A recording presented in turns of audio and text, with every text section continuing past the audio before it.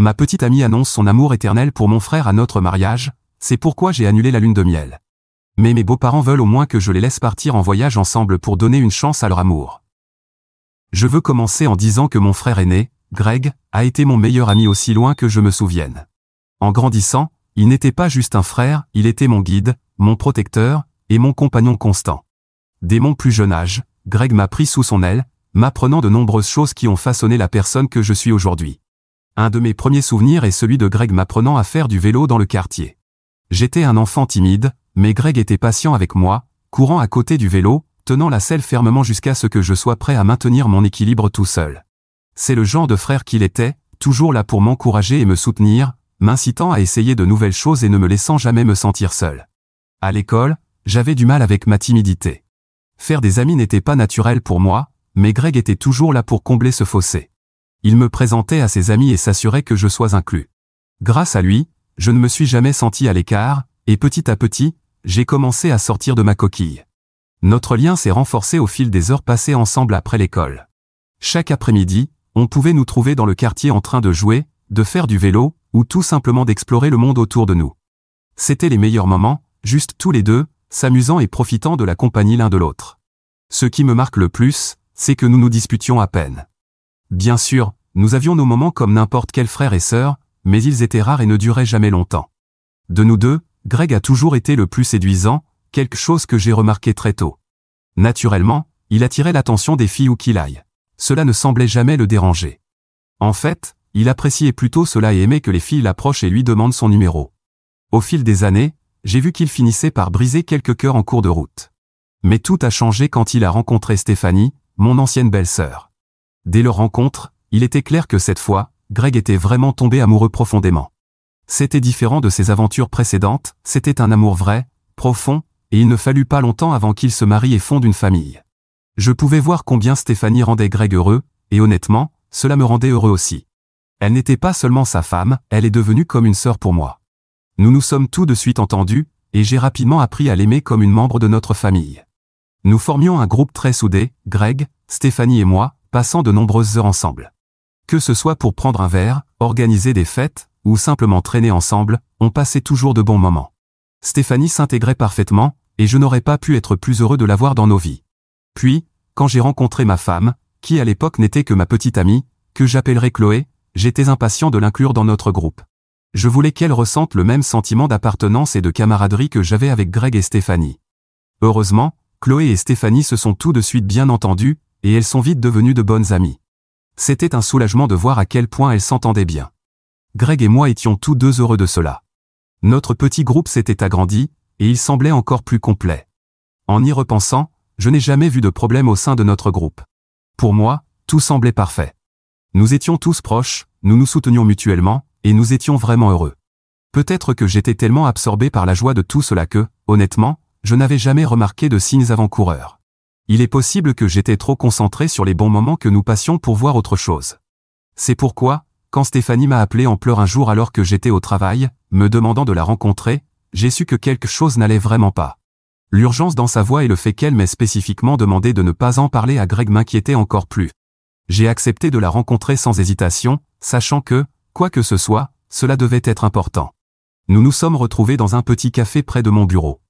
Je suis entré et j'ai vu Stéphanie assise là, l'air misérable. Son visage était gonflé et rouge, et on aurait dit qu'elle avait pleuré toute la nuit. Je suis immédiatement allé vers elle, lui ai donné un câlin, et lui ai demandé ce qui se passait, essayant de me préparer à ce qu'elle allait me dire. Et c'est à ce moment-là qu'elle s'est effondrée, à peine capable de prononcer les mots, alors qu'elle me confessait lentement qu'elle avait surpris mon frère Greg en train de parler à une autre femme, apparemment une de ses collègues. Stéphanie a continué en expliquant qu'elle les avait surpris en train d'échanger des photos inappropriées. Apparemment, il s'était aussi dit « je t'aime » 2 fois. J'avais vraiment cru que Greg avait changé après avoir rencontré Stéphanie, qu'il était engagé envers sa famille et qu'il avait laissé derrière lui ses anciennes habitudes. En la regardant, je voyais la douleur dans ses yeux, et je savais que ce n'était pas qu'un simple malentendu. Stéphanie m'a montré les captures d'écran, et aussi peu que je voulais y croire, elles étaient là, évidentes. Mon frère, que je pensais avoir changé, était retourné à ses anciennes habitudes, risquant tout pour une aventure avec sa collègue. Les photos qu'ils avaient échangées étaient si inappropriées que je me sentais embarrassé pour mon frère. J'ai demandé à Stéphanie ce qu'elle comptait faire ensuite et si elle avait confronté Greg au sujet de ce qu'elle avait découvert. Elle a secoué la tête, expliquant qu'elle ne lui avait pas encore parlé. Au lieu de cela, elle avait décidé de partir discrètement avec leur fils et d'aller chez ses parents avant de dire à Greg qu'elle savait pour l'infidélité. Elle avait peur de la réaction de Greg quand il découvrirait qu'elle était au courant. J'ai essayé de la rassurer, en lui disant que Greg ne lèverait jamais la main sur elle, mais elle a répondu qu'elle pensait aussi connaître Greg, et que manifestement, il n'était pas la personne qu'elle croyait, donc elle ne voulait pas prendre d'autres risques avec lui. La voyant si vulnérable, je lui ai dit que si elle avait besoin de quoi que ce soit, n'importe quoi, elle pouvait m'appeler et que je serais là pour l'aider. Elle hocha la tête, toujours clairement sous le choc.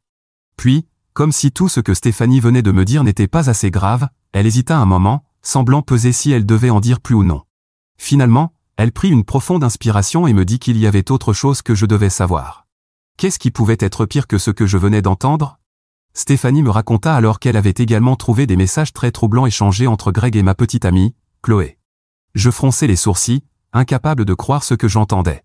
Mais ensuite, elle me montra les captures d'écran, et ma confusion ne fit qu'augmenter en voyant les preuves juste devant moi. Les messages entre Greg et Chloé étaient fréquents, bien plus que je ne l'avais jamais imaginé. Ils semblaient se parler presque tous les jours, ce qui était étrange, pour dire le moins. Stéphanie, essayant d'être délicate, souligna qu'elle ne voulait pas empiéter en parlant de ma relation. Cependant, elle ne pouvait s'empêcher de remarquer que, malgré notre proximité, elle et moi ne communiquions pas aussi souvent que ma petite amie et mon frère. Dans les messages, je voyais Chloé envoyer à Greg plusieurs vidéos amusantes, des photos de chiens, de couchers de soleil, et d'autres choses anodines. À première vue, cela semblait assez innocent, mais ce qui m'inquiétait, c'était le fait que Chloé ne m'envoyait jamais ce genre de messages. C'était bizarre, et je ne pouvais m'empêcher de me demander pourquoi elle partageait ces moments avec Greg au lieu de moi. Stéphanie me dit que cela pouvait être complètement innocent, mais vu ce qu'elle venait de découvrir sur l'infidélité de Greg, elle pensait qu'il valait mieux me le dire. Elle ne voulait pas que je finisse par être pris au dépourvu comme elle l'avait été, et je pouvais voir qu'elle était sincèrement inquiète pour moi. Je comprenais d'où elle venait, et autant que je voulais croire qu'il y avait une explication parfaitement raisonnable au message, je ne pouvais ignorer le nœud dans mon estomac. J'ai remercié Stéphanie de m'avoir prévenu. Je lui ai assuré que je parlerais à Chloé et que je découvrirais ce qui se passait. Quand j'ai finalement eu le courage de confronter Chloé au sujet de ce que Stéphanie m'avait dit, j'ai abordé la conversation aussi délicatement que possible. Mais dès que j'en ai parlé, sa réaction fut immédiate et intense.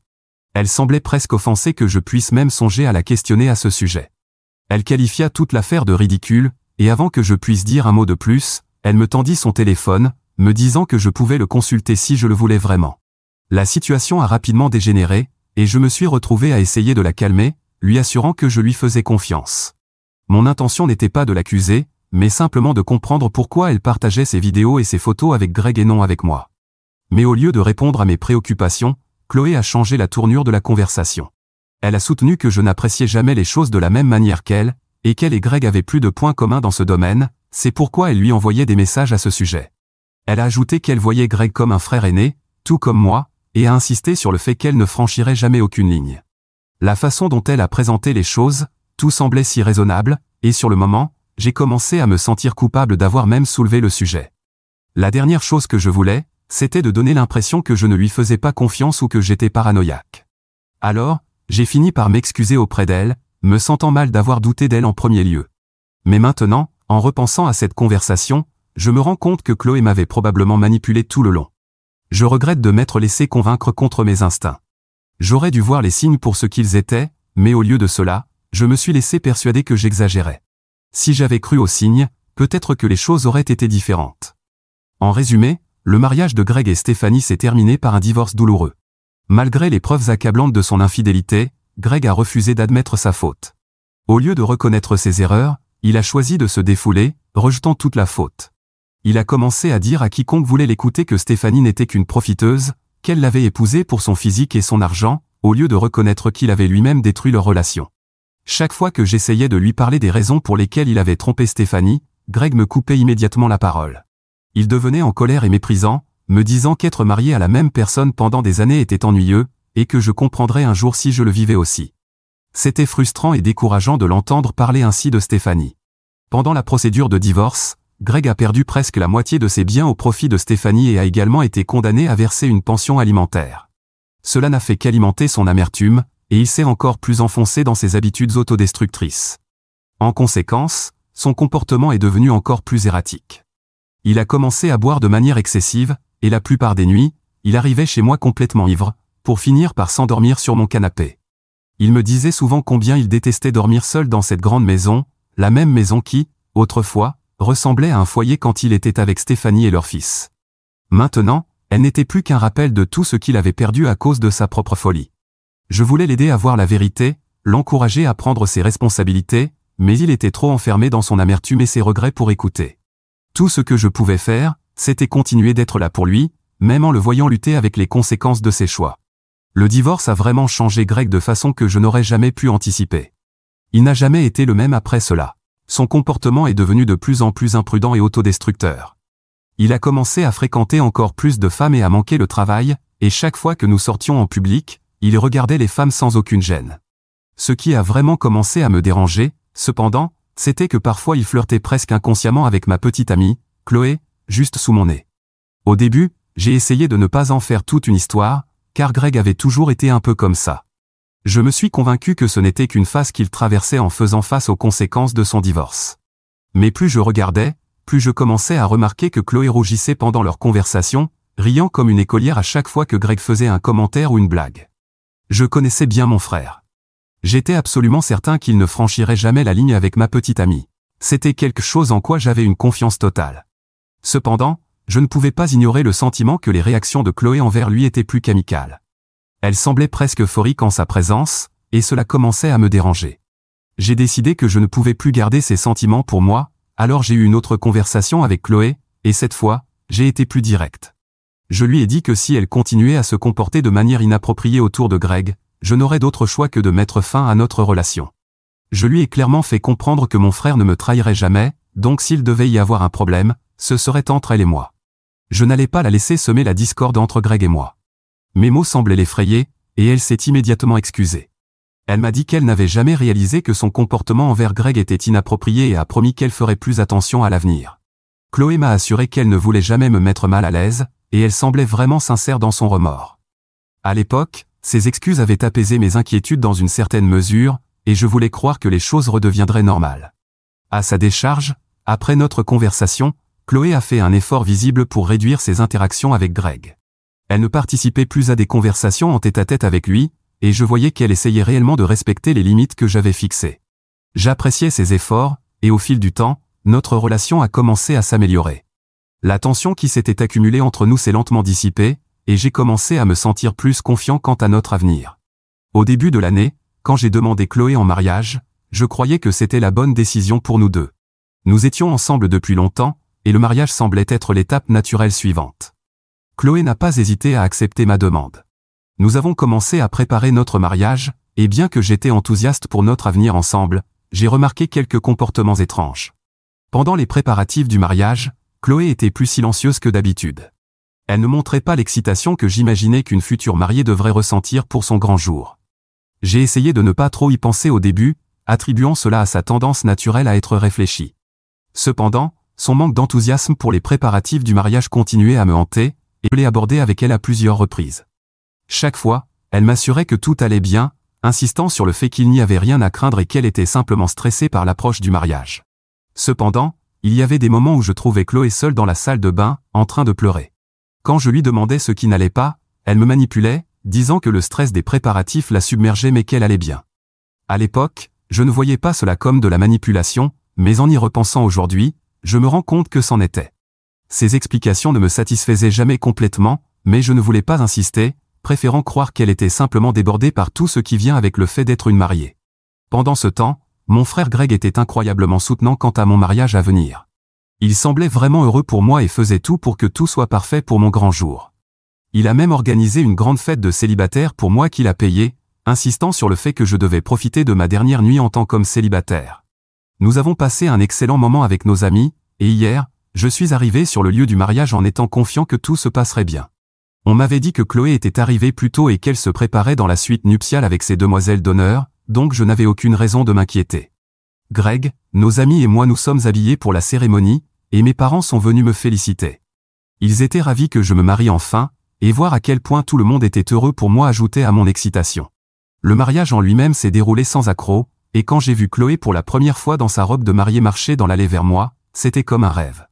Elle était absolument magnifique, et je n'arrivais pas à croire que cette belle femme allait devenir ma femme. C'était un moment que je n'oublierai jamais, et j'étais submergé d'émotions alors que nous échangions nos vœux. Après la cérémonie, la célébration a continué à la réception, et la fête battait son plein. Chloé souriait, mais quelque chose dans son sourire semblait un peu forcé, presque comme s'il était tendu. Je ne pouvais pas me débarrasser du sentiment que quelque chose la dérangeait, alors je continuais à lui demander périodiquement, tout en allant saluer nos invités. Chaque fois que je lui demandais si elle allait bien, elle me rassurait, mais je ne pouvais pas m'empêcher de remarquer la tension. Au milieu de la célébration, Greg a frappé sur son verre pour attirer l'attention de tout le monde. Il s'est levé pour prononcer un discours, parlant de combien il était fier et heureux pour moi. Il plaisanta en disant qu'il avait hâte de voir des mini-versions de Chloé et moi courir partout, ce qui fit rire l'assemblée. Je me suis tourné vers Chloé, m'attendant à la voir sourire avec tout le monde, mais au lieu de cela, elle semblait furieuse. Ses yeux étaient fixés sur Greg, et elle le regardait avec colère. Je me suis penché pour lui demander ce qui n'allait pas, mais elle n'a rien dit. Elle gardait simplement son regard fixé sur Greg pendant qu'il poursuivait son discours. J'ai commencé à me sentir mal à l'aise, sentant que quelque chose clochait. Quand Greg a fini son toast, la plupart des autres invités ont pris le relais pour nous féliciter et nous souhaiter tous leurs vœux. Pendant tout ce temps, Chloé restait silencieuse, sa seule réponse étant de boire davantage de champagne. Je savais qu'elle ne tenait pas bien l'alcool, et la voir boire verre après verre m'inquiétait encore plus. Au fur et à mesure que la soirée avançait, le père de Chloé a pris le micro pour dire quelques mots. Il a parlé avec chaleur de combien il était heureux pour nous et de sa gratitude d'avoir un gendre comme moi. Puis j'ai pris le micro de sa main pour remercier tout le monde d'être là et de célébrer ce jour spécial avec nous. En plein milieu de mon discours, Chloé m'a soudainement arraché le micro des mains, de façon impolie. Elle s'est levée de son siège, titubant légèrement, et je me suis rendu compte qu'elle était vraiment ivre. Inquiet, je lui ai murmuré pour lui demander si elle avait besoin de quelque chose, mais elle m'a simplement repoussé et a commencé à parler dans le micro. Elle a commencé en disant « Je sais que tout le monde ici est en train de célébrer moi et Greg. Je vois tout le monde sourire et rire, mais je ne ressens pas la même chose. Je ne me sens pas heureuse à côté de cet homme. » Chloé a continué, pendant des années, j'ai gardé le silence et caché mes sentiments parce qu'on m'avait dit que c'était mal de ressentir cela, mais je ne peux plus continuer cette mascarade. J'étais stupéfait, tout comme les autres invités qui se regardaient, visiblement incertains de ce qui se passait. Puis Chloé s'est tournée vers Greg, et ce qu'elle a dit ensuite m'a transpercé le cœur, je suis amoureuse de Greg depuis des années. Même si j'en ai honte, je ne peux plus cacher mon amour pour lui. Je me suis tourné vers Greg, espérant que ce soit une mauvaise blague, mais son expression était la même que la mienne. Chloé n'en avait pas fini. Elle s'est ensuite tournée vers moi pour déclarer « Je suis désolée, mais je ne t'ai épousé qu'en tant que lot de consolation, car je savais que je ne pourrais jamais avoir Greg. » Avant que je puisse réagir, le père de Chloé est apparu derrière nous et a rapidement saisi le micro, tandis que quelques-uns de ses frères et sœurs se précipitaient pour essayer de l'emmener dans une pièce pour la calmer. Cependant, Chloé n'avait pas terminé, elle continuait à crier le nom de Greg. Je suis resté là, complètement humilié, incapable de bouger ou de parler. Greg et mes parents se sont précipités à mes côtés. La femme que je venais d'épouser, celle avec qui j'avais prévu de passer le reste de ma vie, avait avoué devant tout le monde qu'elle aimait mon frère et que je n'étais pour elle rien de plus qu'un lot de consolation. C'était censé être le jour le plus heureux de ma vie. J'ai immédiatement pris la décision de mettre fin au mariage sur le champ. J'ai annoncé devant les invités que j'allais mettre fin à ma relation avec Chloé après ce qu'elle venait de confesser et que j'annulais notre lune de miel. J'ai immédiatement pris la décision de mettre fin au mariage sur le champ. J'ai annoncé devant les invités que j'allais mettre fin à ma relation avec Chloé après ce qu'elle venait de confesser et que j'annulais notre lune de miel. Je ne pouvais plus supporter de rester sur le lieu de la réception, alors je suis parti et je me suis dirigé directement vers le bar le plus proche. Je me suis réveillé aujourd'hui avec un terrible mal de tête et j'ai trouvé mon téléphone inondé d'appels manqués et de messages de ma famille. Ma famille, y compris Greg, avait essayé de me joindre toute la nuit. Cependant, la famille de Chloé voit les choses différemment. Son père et ses frères ont essayé de me contacter, me suppliant d'écouter Chloé, en suggérant que sa confession lors du mariage était une erreur due à l'alcool et qu'elle était trop ivre. Ils insistent pour qu'on prenne le temps de discuter et que je reconsidère ma décision de divorcer. Mais les messages de la mère de Chloé m'ont laissé sans voix.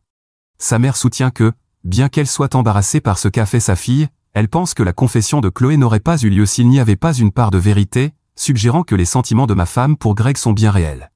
Ce qui est encore plus choquant, c'est qu'elle a même eu l'audace de suggérer que je devrais donner une chance à Chloé et Greg, les laissant partir en lune de miel, pour qu'ils puissent voir s'il existe une véritable connexion entre eux. Enfin, Voilà ce qui s'est passé dans ma vie au cours des dernières 24 heures. Mise à jour 1. J'ai reçu de nombreux messages et commentaires sur cette situation, donc je tiens à clarifier certaines choses pour répondre à vos doutes. Premièrement, non, mon frère ne m'a pas trahi. S'il avait été impliqué dans quelque chose d'inapproprié avec Chloé, elle l'aurait sûrement mentionné lors du mariage. Cette situation est manifestement unilatérale, c'est Chloé qui a des sentiments pour mon frère, et mon frère n'a clairement jamais réciproqué ses sentiments. Deuxièmement, j'ai également parlé à Greg de cette situation, et il a exprimé de profonds remords pour tout ce qui s'est passé. Il m'a assuré à plusieurs reprises qu'il ne me trahirait jamais de cette manière. Oui, je suis conscient de son infidélité passée envers son ex-femme, ce qui est une préoccupation sérieuse, mais je sais qu'il ne me ferait jamais cela, même dans 1 million d'années. Mise à jour 2. Quelques jours après ce fiasco, j'ai enfin eu l'occasion d'avoir une conversation en tête-à-tête avec Chloé.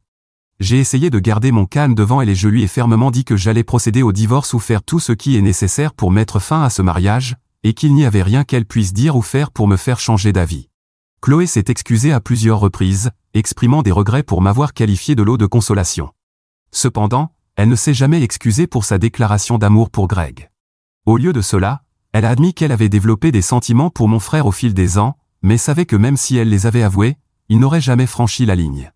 Donc, pour rester proche de lui, elle a poursuivi sa relation avec moi. Entendre cela, c'était comme si elle me poignardait à nouveau en plein cœur.